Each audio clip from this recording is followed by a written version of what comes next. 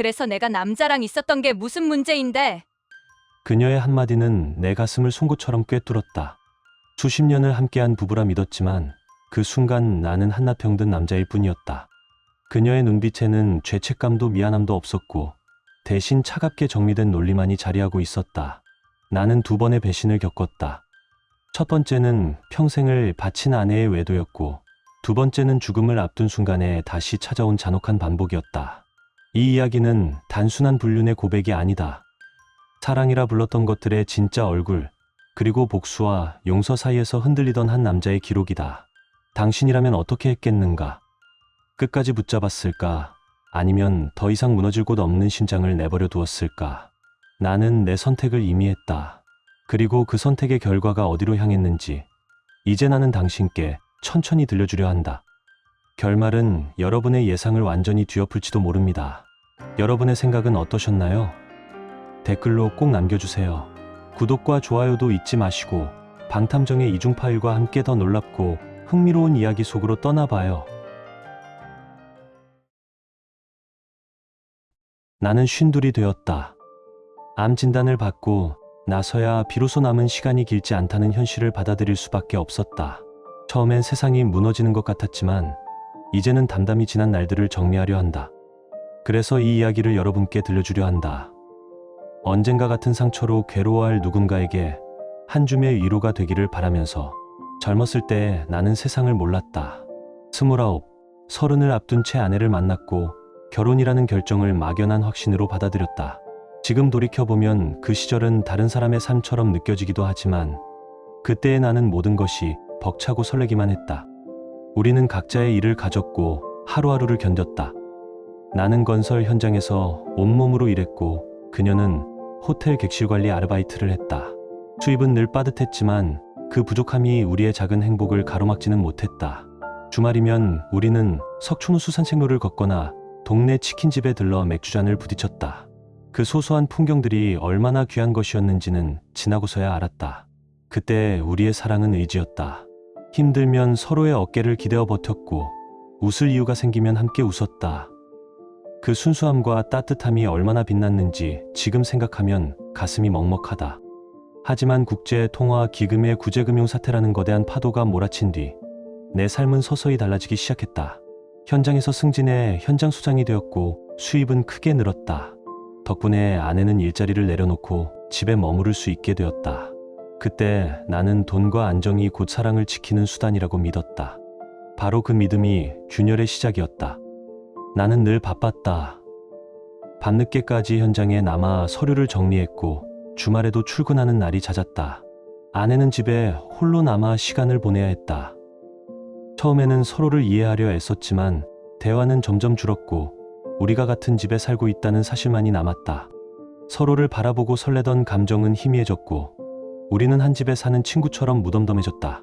나는 여전히 그녀를 사랑한다고 믿었지만 그 사랑은 색이 바래고 건조해진 그림자 같았다. 돌이켜보면 내가 더 애써야 했다.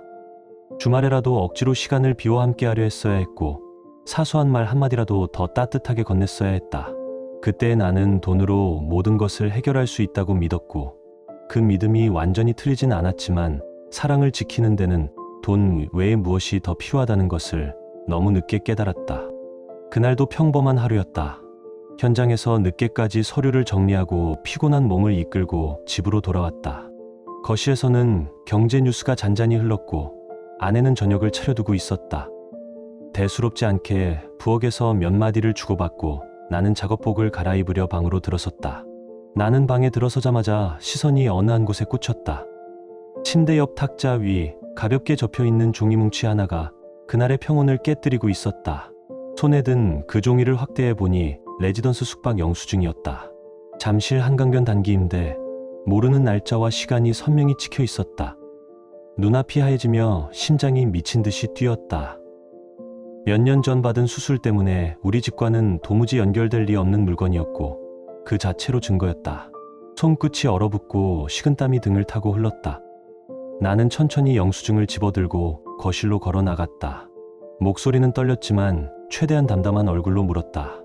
이 집에서 이 영수증이 왜 나와? 지금 설명해. 아내는 내 손에 든 종이를 보는 순간 얼굴빛이 창백해지더니 그대로 주저앉아 울음을 터뜨렸다. 미안해. 정말 미안해. 그녀의 말은 떨렸고 곧 모든 것이 흘러나왔다. 여의도에서 알게 된 옛 동료와 관계를 맺었고 그들은 청담의 프라이빗 바에서 만나 레지던스로 향했다는 것이었다. 그 고백을 들을 때 내 가슴은 산산이 부서지는 듯했다. 19년 내 인생에서 가장 소중하다 믿었던 사람이 내게서 등을 돌렸다는 사실을 받아들일 수 없었다. 차라리 거짓말이길 바랐지만 눈앞의 영수증과 그녀의 흐느낌은 진실을 말하고 있었다. 나는 간신히 한마디를 내뱉었다. 왜? 아내는 눈물로 떨리는 목소리로 말했다. 너에게서 더 이상 설렘을 느끼지 못했어. 집에 혼자 있는 시간이 너무 괴로웠고 누군가가 내 허전함을 채워주었어. 그 말들은 칼처럼 내 가슴을 파고들었다. 말없이 나는 집을 나섰다. 옷도 지갑도 챙기지 않은 채 무작정 걸었다. 서울의 밤거리를 얼마나 헤맸는지조차 기억나지 않았다. 발길 닿는 대로 걷다 보니 지난 19년의 기억들이 머릿속에서 엉키며 각기 다른 목소리로 속삭이는 것 같았다. 결국 회사 사택으로 향해 며칠 머물며 이혼 서류를 정리했다. 아내는 자신의 잘못을 인정했고 재산 분할은 큰 충돌 없이 진행되었다. 하지만 가정법원의 판결로 이혼이 확정되던 순간까지도 나는 이 모든 일이 악몽이길 바랐다. 도장이 찍힌 서류를 손에 쥐었을 때조차 마음 한구석에는 돌아갈 수 있지 않을까 하는 미련이 어렴풋이 남아 있었다. 그렇게 19년의 결혼 생활은 법적으로 정리되었지만 내 속에 남은 상처는 깊었다. 사람들의 위로와 시간이 그 상처를 쉽게 아물게 하지는 못했다. 사택에서 지내며 일상으로 돌아가려 애썼지만 분노와 배신감은 하루가 다르게 쌓여 나를 갉아먹었다. 며칠 후 현장에서 동료와 커피를 마시던 중 들려온 소문은 나를 다시 얼어붙게 했다. 전 아내와 그 남자가 청담 근처에서 함께 있는 모습을 자주 목격한다는 것이었다. 그들이 내 피와 땀으로 마련한 그 집을 배경으로 태연히 어울리고 있다는 말을 들었을 때 치밀어 오르는 분노는 억누를 수 없었다. 며칠이 지나도 상처는 아물지 않았다. 밤마다 한강변을 걷고 편의점 앞 의자에 앉아 캔맥주를 비우는 날들이 이어졌다. 내가 지켜온 집에서 그들이 함께 웃던 장면이 떠올라 숨이 막혔다. 나는 분노를 가누지 못했고 그 감정은 복수로 향했다. 나는 더 이상 분노를 술로 삼키지 않기로 했다. 감정의 불길을 손으로 움켜쥐고 태연하게 불태우는 대신 법의 냉정함과 중의, 미의 글자로 응징하기로 결심했다. 여의도에 있는 한 로펌 문을 두드려 앉자마자 나는 모든 사실을 꺼내놓았다. 변호사는 영수증과 통화 내역, 그리고 정리해둔 날짜별 증거만으로도 상간자, 위자료 청구가 가능하다고 했다. 그 말을 들으니 분노가 비로소 방향을 잡는 기분이었다.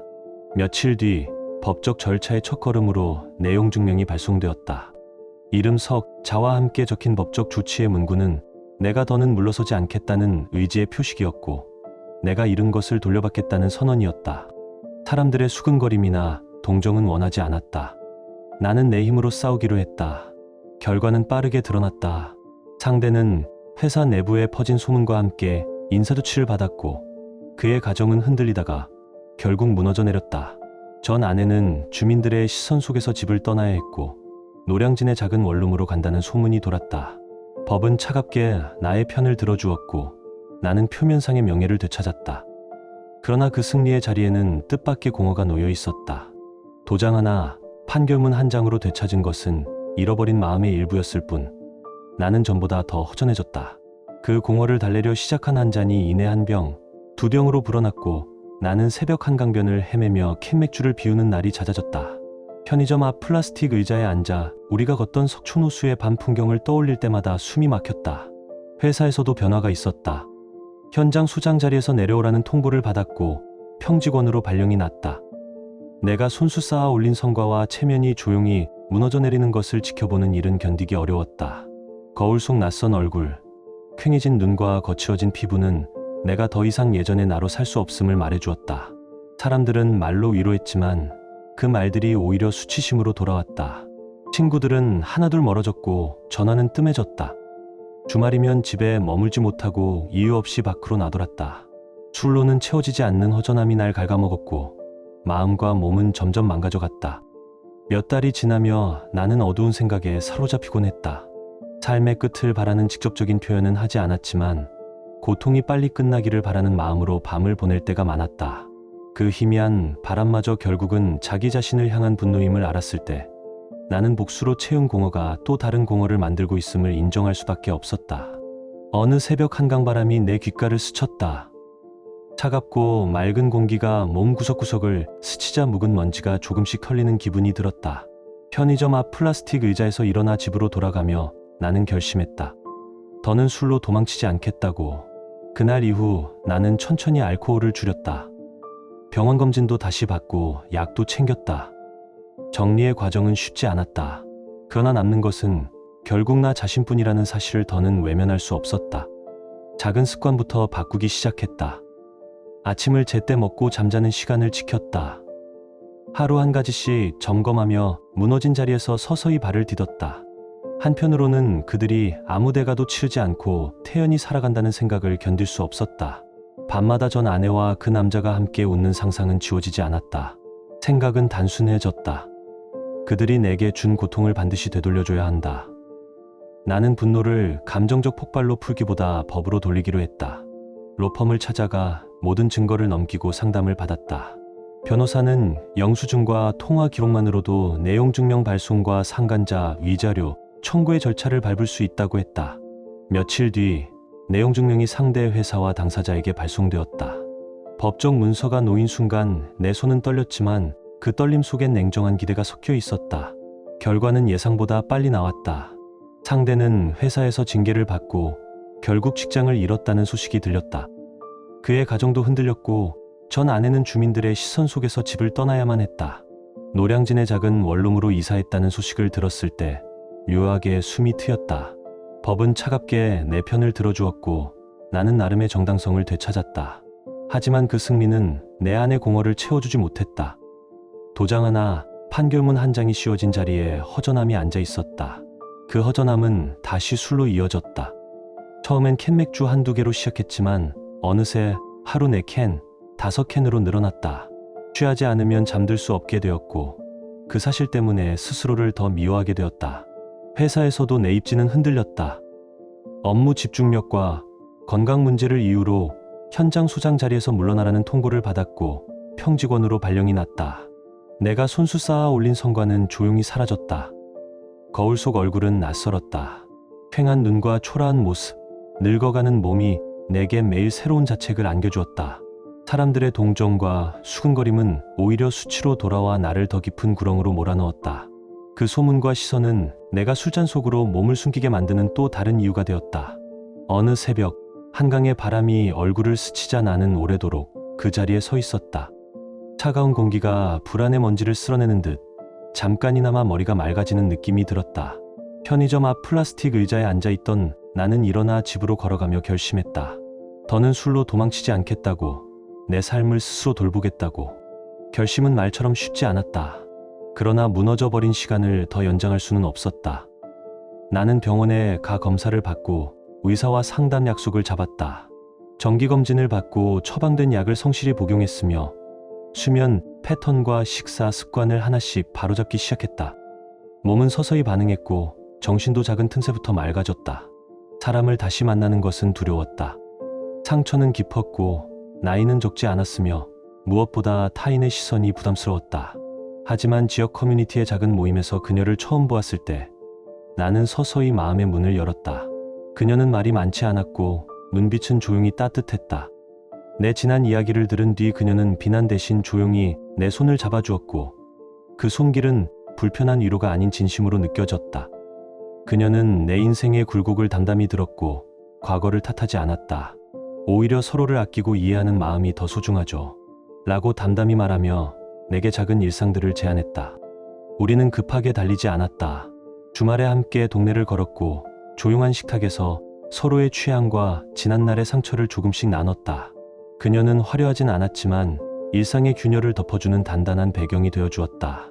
시간이 쌓이자 자연스럽게 관계는 속도를 냈고 몇 년 뒤 우리는 조촐한 예식으로 결혼했다. 큰 잔치가 아니었다. 친한 몇 사람만 초대된 자리에서 나는 오랜 고단의 일부를 마침내 놓아주는 듯한 안도감을 느꼈다. 그러나 평온은 완전한 치유를 의미하지는 않았다. 때때로 그녀의 전화 진동 소리에 가슴이 미세하게 떨렸고 그 떨림을 진정시키려 내가 먼저 숨을 고르기도 했다. 그럴 때면 그녀는 아무 일 아니라는 듯 웃으며 내 손을 잡아주었고 그 간단한 행동이야말로 내게 가장 큰 버팀목이 되었다.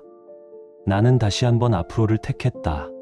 남은 시간이 얼마든지 삶의 마지막 조각이라도 붙잡아 보겠다는 결심이 이때로부터 시작되었다. 복수로 채워진 공허 대신 서로를 돌보는 작은 일들로 하루하루를 채우기로 했다. 결혼은 내게 잠시나마 삶의 중심을 되돌려준 듯 보였다. 지난해 우리는 수박한 예식을 올렸고 나는 이 결혼이 새로운 출발이리라 믿었다. 하지만 사람의 운명은 쉽게 예측되지 않았다.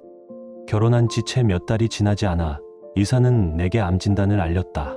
그 순간 듣던 의사의 말은 무겁게 내려앉았고 항암 치료는 내 몸을 가파르게 쇠약하게 만들었다.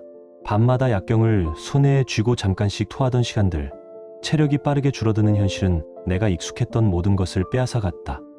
그럼에도 그녀는 내 곁을 지켰다. 약병을 챙겨주고 새벽에 쓴 손수건으로 내 이마를 닦아주며 내 머리를 조심스레 쓰다듬던 그 손길을 나는 행운이라 불렀다. 그 손길은 말로 표현하기 어려운 위로였고 나는 그때만큼은 내가 다시 살아갈 이유를 찾은 듯했다. 그러나 그 믿음은 오래가지 못했다. 어느 깊은 밤 그녀의 휴대전화 진동 소리가 자꾸 내 잠을 깼다. 어둠 속에서 나는 그녀가 급히 일어나 현관문을 나서는 모습을 보게 되었다. 처음엔 친구의 급한 일이려니 자위를 했지만 같은 장면이 여러 번 반복되면서 의심은 조금씩 커졌다. 그녀는 집에 돌아와 늘 그렇듯 태연하게 행동했지만 그 태연함에는 설명되지 않는 틈이 있었다. 결국 나는 그녀를 몰래 따라가 보기로 했다. 몸은 약해 있었지만 마음의 무게가 더 컸다.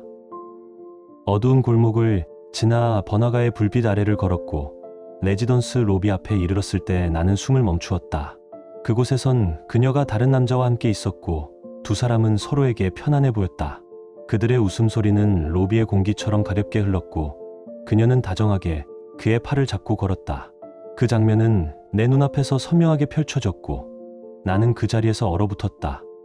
집으로 돌아오는 길, 머릿속은 온갖 생각으로 가득 찼다. 그동안 그녀가 보여준 따뜻함과 보살핌이 과연 진심인지 의심이 들었다. 레지던스 앞에서 들었던 웃음소리와 다정한 걸음은 지워지지 않았다.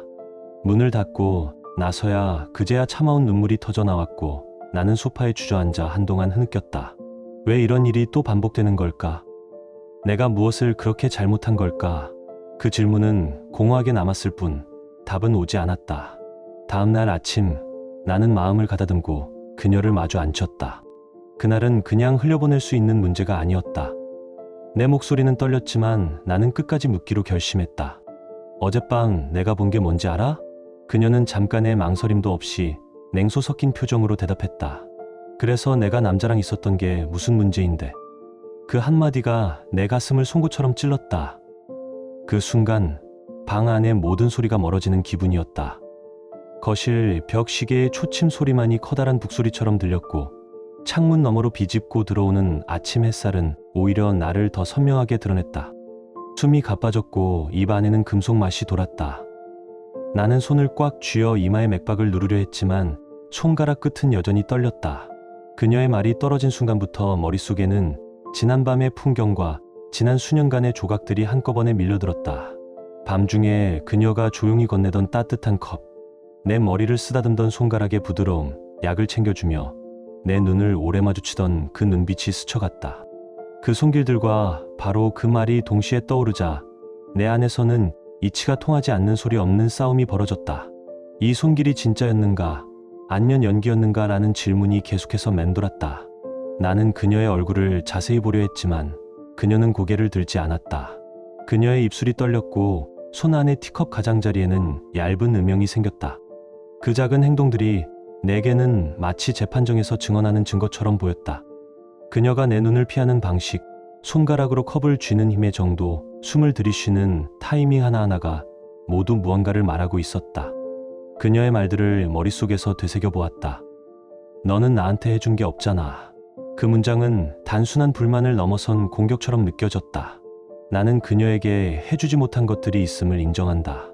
밤늦게까지 일하고 집에 돌아와 눈앞에 식탁에 앉기 바빴던 날들, 말수가 적어 따뜻한 말 한마디 건네지 못한 순간들, 내 피로와 집안의 무게를 그녀에게 고스란히 남겼던 시간들. 그러나 그 문장 뒤에 숨은 편의성의 논리, 나를 희생양으로 삼는 계산을 나는 참기 어려웠다. 내가 약해서라는 말은 나를 사람으로 보지 않는 판단으로 느껴졌다. 머릿속에서는 자신과의 대화가 이어졌다. 나는 방금 그녀에게 어떤 반박을 해야 하는지 수십 가지 문장을 만들어 보았다. 내가 너에게 준 시간과 돈과 노력이 전혀 무의미하냐라고 소리치고 싶었고, 내가 행복하지 않았다고 해서 내가 죄인이라도 되느냐라고 묻고 싶었다. 하지만 입술은 굳게 닫혔다. 그 이유를 스스로도 알 수 있었다. 목소리를 높이면 병약한 몸이 먼저 무너질까 두려웠고, 감정에 휩쓸려 돌이킬 수 없는 말을 할까봐 겁이 났다. 더 깊이 들여다보면 나는 더 이상 싸울 힘이 없었다. 그녀의 작은 움직임들을 관찰하며 나는 여러 해석을 번갈아 시험해 보았다. 어쩌면 그녀는 진심으로 지쳐버린 사람일 수도 있고, 어쩌면 누군가의 위로를 빌려온 사람일 수도 있다. 어쩌면 그 모든 것은 이미 오래전부터 시작된 타락의 결과일지 모른다. 어떤 해석을 붙여도 상처는 아물지 않았고, 각 해석은 또 다른 배신의 형태를 드러냈다. 거실 탁자 위에 놓여있던 사진 한 장이 눈에 들어왔다. 우리가 젊었을 때 찍은 사진이었다. 둘이서 팔짱을 끼고 웃고 있는 모습은 이제 빛바랜 액자 속에서 어색하게 빛났다. 사진 속 내 웃음은 사실보다 약하고 가벼워 보였고, 그녀의 눈빛은 지금의 눈빛과는 조금 달라 보였다. 나는 손을 뻗어 사진 액자의 모서리를 살짝 만졌다가 이내 손을 뗐다. 손끝에 남은 감촉은 차갑고 기억만을 더 선명하게 했다. 며칠 동안 나는 그녀가 현관문을 나서는 장면을 여러 번 지켜보았다. 문고리가 돌아가는 소리, 발걸음 소리, 바깥 공기의 냄새가 집 안으로 스며드는 방식까지 내가 세세히 기억해 두려 했다. 처음에는 본능적으로 뛰쳐나가 붙잡고 싶었다. 두 번째는 멈칫하며 발걸음을 돌렸고, 세 번째는 그저 창문 너머로 그녀의 뒷모습을 바라보는 것으로 끝났다. 매번 똑같은 동작이었지만 그때의 내 마음은 매번 다른 색깔이었다. 첫 번째는 분노, 두 번째는 피로, 세 번째는 설명하기 힘든 공허였다. 창밖 복도의 소음은 아무런 연관이 없는 일상 소리로 들렸지만 그 소리들이 오늘의 판결처럼 날카롭게 다가왔다. 아랫집 아이의 웃음소리, 엘리베이터 버튼을 누르는 손가락의 탁탁 소리, 누군가의 라디오에서 흘러나오는 광고음이 내 귀에선 마치 장면을 강조하는 배경음악처럼 들렸다. 나는 그 일상의 소음 속에서 나만 혼자 비정상적으로 느껴졌다. 밤이 깊어가면 나는 거실 소파에 몸을 던져 오래도록 멍하니 있었다. 손에는 뜨거웠던 티를 식혀 만든 찻잔이 들려 있었고, 잔의 가장자리에는 예전 그녀가 흘린 흔적을 닮은 얼룩이 있었다. 그 얼룩을 보며 나는 왜 그 작은 흔적들이 이제는 이토록 가혹하게 느껴지는지 이해할 수 없었다. 그것이 사랑의 증거였을 때는 따뜻했지만 오늘 보니 그것은 거짓말을 감추는 포장지처럼 보였다. 머릿속으로는 수없이 많은 문장들이 오갔지만 손끝에서 행동으로 이어지는 것은 없었다. 나는 결국 한숨을 쉬고 소파 팔걸이에 머리를 기대었다. 창문 너머로 보이는 가로등 불빛이 방 안에 길게 드리워졌고, 그 빛은 내 얼굴의 주름과 피로를 더 크게 드러냈다.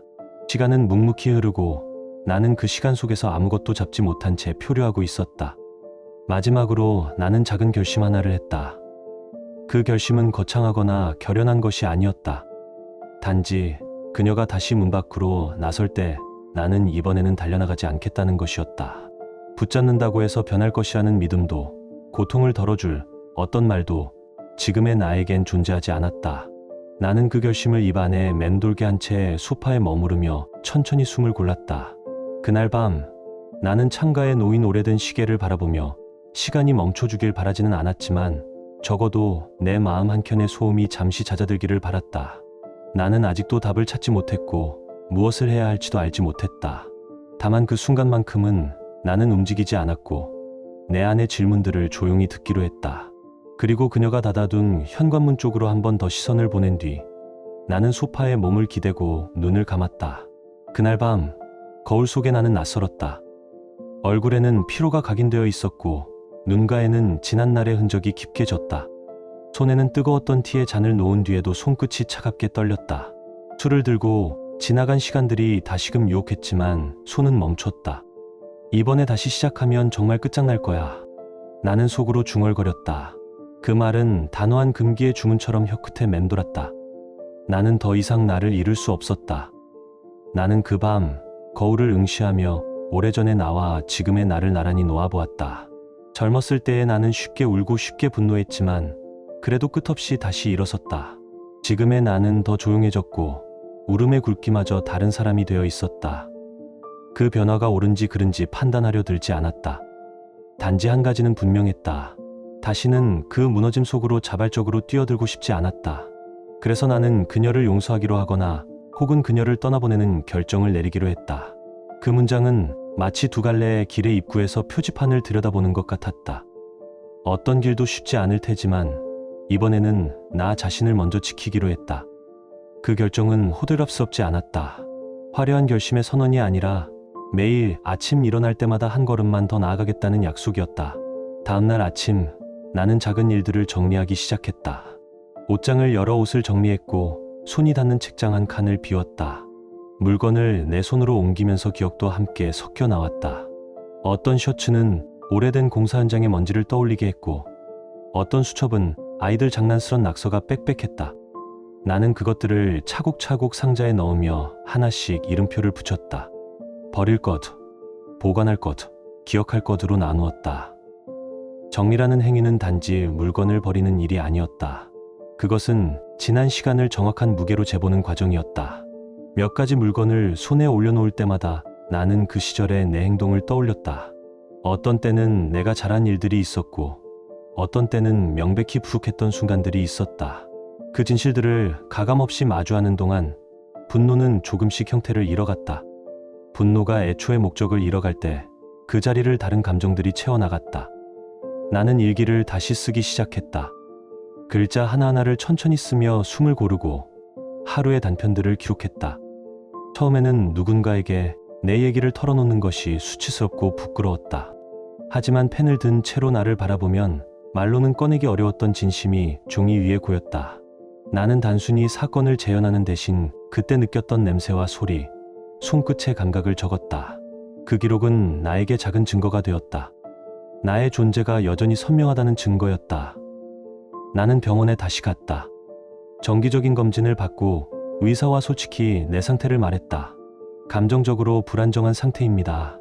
의사는 조심스레 말했지만 다시 약을 권하기보다는 생활 습관을 점검하자고 제안했다. 나는 처방받은 약을 다시 정리했고 매일 아침 정해진 시간에 일어나기 위해 알람을 여러 개 맞췄다. 작은 규칙은 내 삶에 새로운 리듬을 주었다. 식사를 준비하는 일도 다시 시작했다. 간단한 국 하나, 야채를 곁들인 밥상으로 시작했다. 내가 직접 요리를 하며 가스레인지 앞에 서 있는 시간은 묘한 안정감을 주었다. 불을 조절하고 소금을 조금 넣는 손놀림이 생각보다 단순하고 순수한 위안을 주었다. 나는 나를 돌보는 일이 곧 살아가는 일임을 다시 배우기 시작했다. 사람들과의 대화에서 나는 예전보다 더 조심스러워졌다. 이웃에게서 건네는 인사에도 예전처럼 가볍게 웃지 못할 때가 많았다. 그러나 때로는 가벼운 말 한마디와 짧은 인사에서 위로를 얻기도 했다. 우리는 서로 낯선 사람끼리지만 그 낯설미 오히려 부담을 덜어주는 순간이 있었다. 나는 그런 소소한 접촉들에서 삶의 실밥을 찾았다. 하루는 오래된 친구에게 전화를 걸었다. 목소리가 들려오자 가슴이 뜨끔했지만 통화는 완곡하고 자연스러웠다. 친구는 내가 크게 달라지지 않았다고 했고 나는 웃음을 흘렸다. 그 웃음은 어색했지만 실체가 있었다.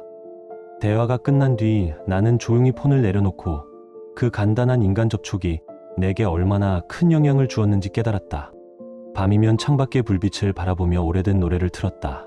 특별한 이유가 있어서가 아니라 그 노래의 멜로디가 내 심장 박동을 조금은 맞춰주기 때문이었다. 음악은 말보다 더 솔직한 위로였고 가사가 아닌 음의 흐름이 내 안의 공허를 건드렸다. 나는 때때로 그녀가 내게 남긴 말들을 적어보았다. 그 말들을 종이 위로 옮기면 말의 맹독성도 객관화되어 보였다. 그리고 나는 그 문장 옆에 내가 해온 일들을, 내가 주었던 것들을 기록했다. 그 목록은 나를 비난하는 논리를 부분적으로 무너뜨렸다.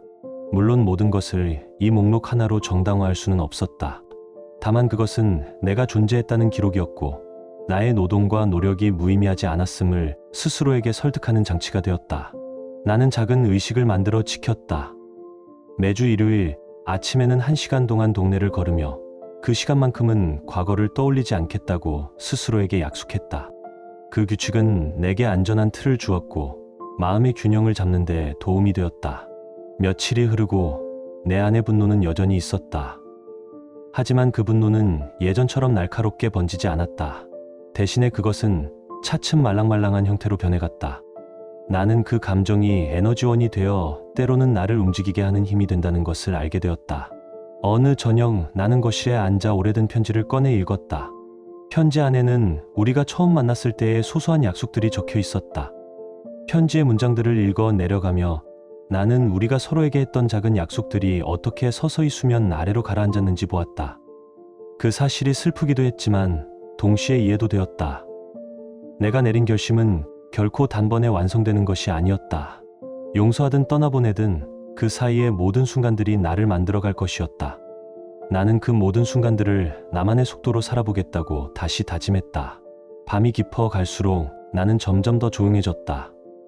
창가의 시계는 여전히 똑딱였고 나는 그 소리를 친구 삼아 눈을 감았다.